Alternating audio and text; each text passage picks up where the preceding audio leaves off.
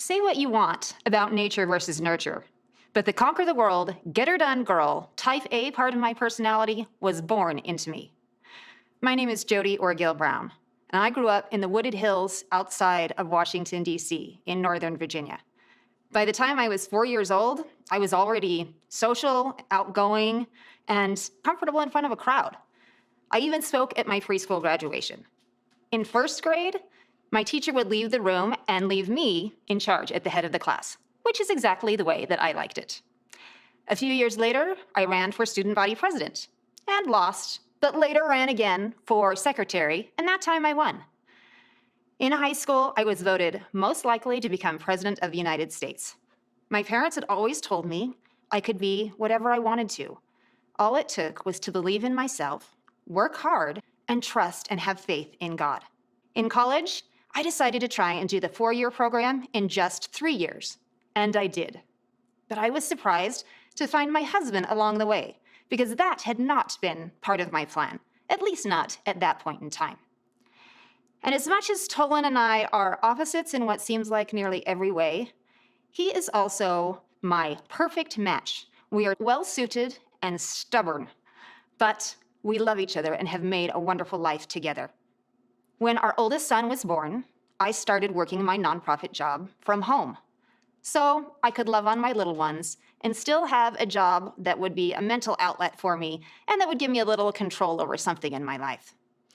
By the time our 4th child was born, I was honestly living what I would deem to be my white picket fence life. Everything was the way I had envisioned from the time that I was a little girl. But then, the dizzy spell started. And I had a hard time placing one foot in front of the other as I walked down the hall. Within a few short months, headaches ruled my life. And at Christmas, I couldn't even sit and wrap presents without taking a break to lay down on the floor to try and calm the nausea and hope the world would stop spinning around me. I went to the doctor over and over and over again. And by the time I finally laid in an MRI machine, we were so desperate for answers, I didn't think anything could faze me. When the radiology tech came and told me that there was a mass on my brain, my immediate reaction was, well, that makes perfect sense. I knew that something was wrong. Now they can fix it, and I can get back to my normal life. Little could I have imagined at that time what this journey would do to me and how it could take all of the strength from inside of me. A few weeks later, as I sat in a neurosurgeon's office and looked eye to eye with the physician, he looked at me and said, "In the brain, it's all about location, location, location. And I'm sorry to say, but Mrs. Brown, your tumor is in a very bad location." It seemed the whole world started to crumble from around me. Everything I knew seemed to fall out of my control. A few weeks later, I woke up from my first brain surgery, and it seemed that my life had been excavated along with the tumor. They had been able to remove most of the tumor, but it left me with my face paralyzed. My head was shaven and covered in staples. Drool was dripping from my lip. My eye was big and wide open and unable to blink. I couldn't even smile or hold food in my mouth. And I had spinal fluid leaking from my nose and down the back of my throat. It didn't take long for me to realize that not all people are valued in the same way. A young man entered my hospital room and was there to clean and tidy up. But he looked at me and stopped when he saw me. And he gave me an "I feel sorry for you" look. Immediately, a phrase from the New Testament flashed into my mind, where Christ says, "Inasmuch as ye have done it unto one of the least of these, my brethren, ye have done it unto me." The least of these? That was for the maimed and the blind, the cast out and the sick. When had I become one of the least of these? Not me. Not Jodi, the conquer the world, get her done girl. I couldn't be one of the least of these. When did people stop seeing me and start seeing a body in a bed? My life was totally changed. I could no longer care for myself, my husband, or my small children. it seemed everything in my life was out of my control. That is when I learned that every interaction is an opportunity to change a life. And indeed, at that time, every interaction did change my life in one of two ways. Either it bolstered me and helped me find strength to keep fighting the battle, or left me feeling hopeless, helpless, and sometimes invisible. One day, a CNA entered my room. She did not tell me her name, only announced that she was there to bathe me. She helped me get onto a plastic mattress and wheeled me down the hall to a shower room. She shut the door in the shower room and proceeded to yank the gown from my body and drop them on the floor.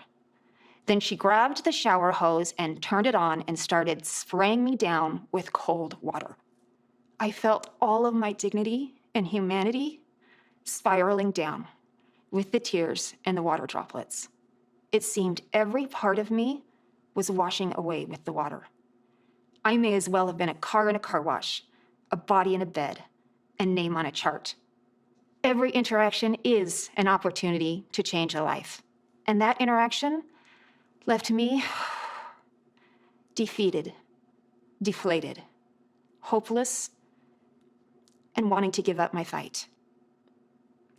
But 9 long days later, when I was still in the hospital and still fighting for my life, but finally starting to do a little bit better, I had decided that that was going to be the day that I was going to try once again to have a shower. And I had made this decision. I was gearing myself up and getting all of my energy ready for this. And then a young man walked into my room, walked across the room, and wrote his name, Lucas, on the whiteboard where it said CNA on shift. Lucas. Great. The one day I decide I'm going to take a shower and I have a male CNA. I quickly decided showers are overrated. My kids have proven that to me on more than one occasion. If I could just get my hair washed, I knew that that would give me some of the strength and energy I needed to get through another day in the hospital. So I asked Lucas, or Christy or Heather or one of the girls around on shift today, could they come in and help me wash my hair? And Lucas gave me a funny look. And he said, I can help you wash your hair. Great. Okay, we'll go for that.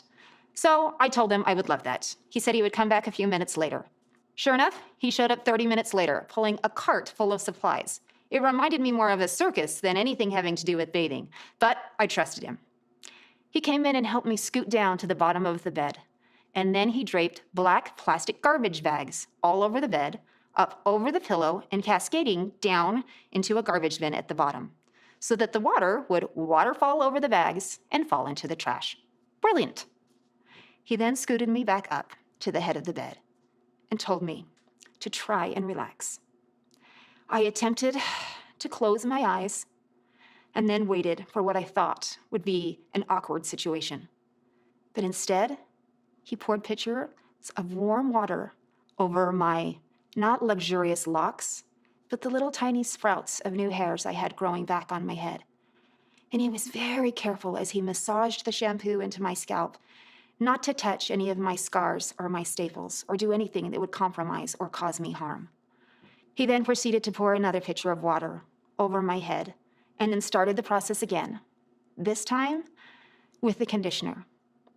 The process that could have taken 5 minutes, Lucas spent 30 minutes, kindly, tenderly, gently, massaging strength and humanity back into me.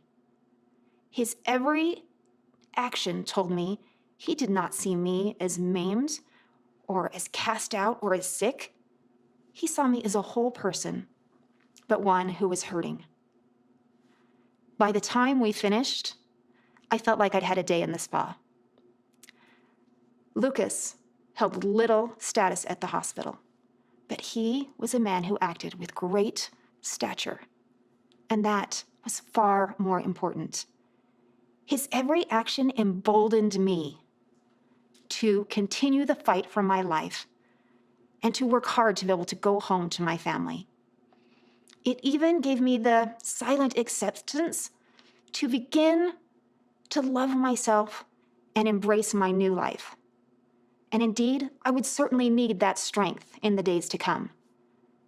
After 3 craniotomies and multiple problems, surgeries, infections, shots, lumbar drains, and all sorts of side effects that kept me hospitalized for more than 35 days, I was finally able to go home and go back into the world.